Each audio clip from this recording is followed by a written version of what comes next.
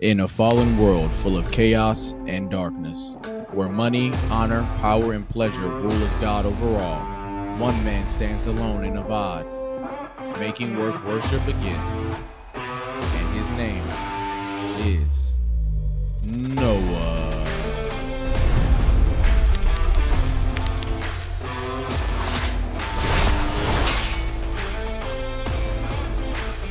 Welcome back to the Works of Wisdom, the place where we provide common ground to unite the faith through dialogue and discussion.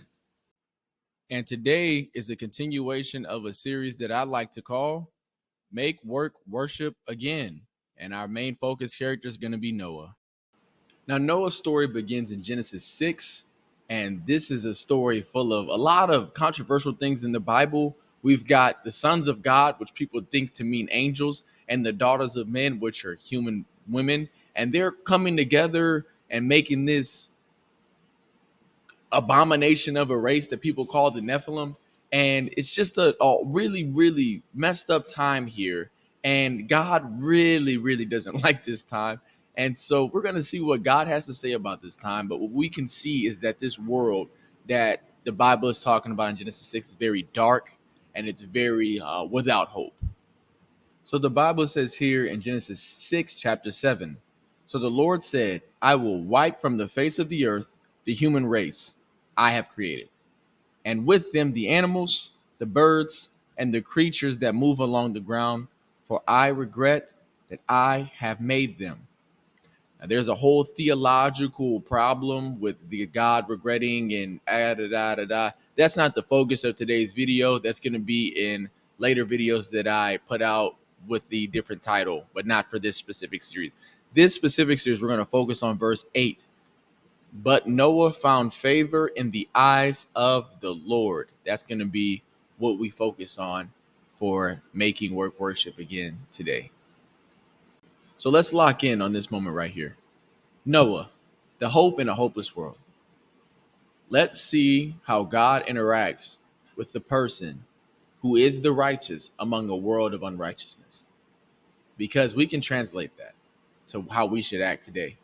So that's the purpose and topic of this video. How does God interact with Noah, and how does that translate to how we interact with the world today?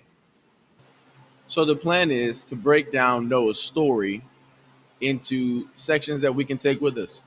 And so the thing we're going to be using for that is going to be the worship formula, and we're also going to look at the outcomes of that worship formula. For those of you guys that don't know what the worship formula is, allow me to explain right here.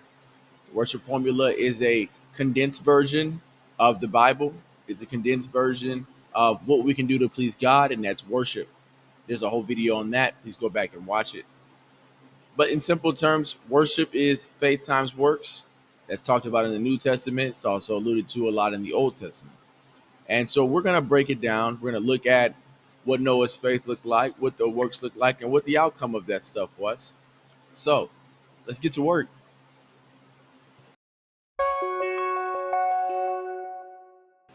Now, the first factor that we're going to look at is the faith factor, or the faith component. And the faith component often comes with a vision. God showed Abraham a vision. God also showed Noah a vision. And so we're going to look at this vision and what the faith step is that God called him to do.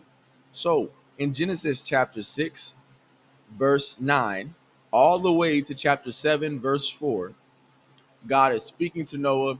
He's essentially telling him, hey guys, the world is corrupt beyond measure. I'm about to flood the earth. But here's the vision that I'm going to get for you. I'm going to give to you. First, I need you to build the ark because I'm going to flood the world. Second off, I need you to fill the ark with life. Put a bunch of life on it so that we can restore the world. And the third thing is, I'm going to establish a covenant with you, and I'm going to provide blessings for you for being obedient. And this is all going to be put in that faith part of the works equation.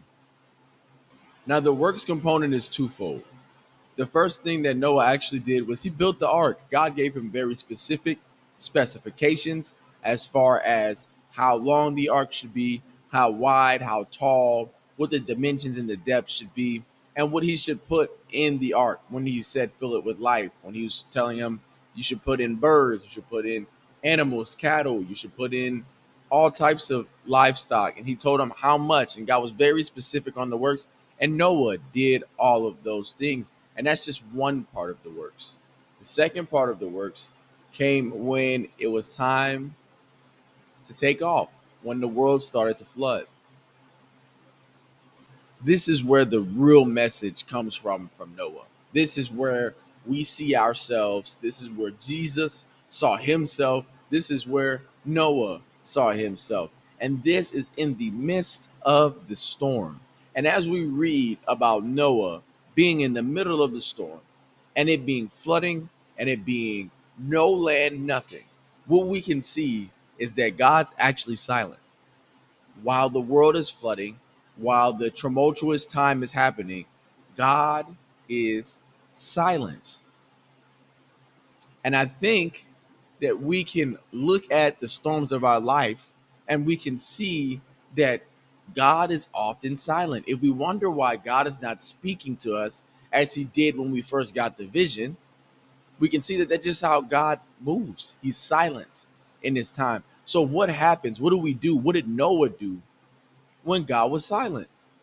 Well, Noah fell into his daily routines, the things that he did consistently. It rained for 40 days and 40 nights. So Noah had to get up in the morning, whenever that morning started, right? And he needed to feed the animals, tend to the animals, clothe the animals, pray for his kids, feed his kids, clothe his kids, look after his wife. And he did the same thing every single day. And so, what we can take from this is simply this: when God is silent, we fall to our routine until God speaks again, because that routine is what's going to sustain us until God speaks again in our lives.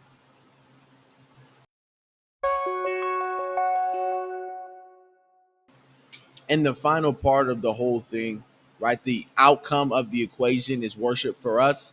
But what God does in response to this worship is blessing. And so, because Noah was faithful, because he was a faithful servant and he did what God asked him to do, and he did not move from God, he did not sway from God, God blessed him and his family. But also, because Noah made work worship again in a world where work was something completely different, he shined his light. God also blessed the world.